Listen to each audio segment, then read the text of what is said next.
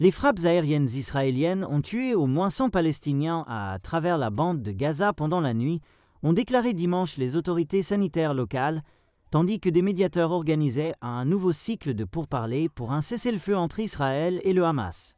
Il n'y a pas eu de commentaire immédiat de l'armée israélienne, qui a étendu ses attaques dans l'enclave, tuant des centaines de personnes depuis jeudi, en préparation d'une nouvelle offensive terrestre pour atteindre un contrôle opérationnel sur des parties de Gaza.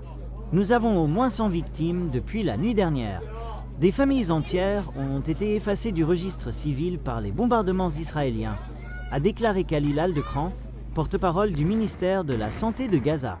Israël a bloqué l'entrée des fournitures médicales, alimentaires et de carburant à Gaza depuis le début mars pour faire pression sur le Hamas afin qu'il libère les otages israéliens et a approuvé des plans qui pourraient inclure la prise de contrôle de toute la bande de Gaza et la gestion de l'aide.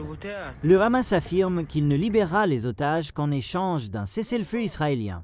Les médiateurs égyptiens et qataris, soutenus par les États-Unis, ont entamé un nouveau cycle de pourparlers indirects pour un cessez-le-feu entre les deux parties samedi, mais des sources proches des négociations ont déclaré à Reuters qu'il n'y avait eu aucun progrès. La campagne militaire israélienne a détruit l'enclave, déplaçant presque tous les habitants de leurs maisons et tuant plus de 53 000 personnes, selon les autorités sanitaires de Gaza.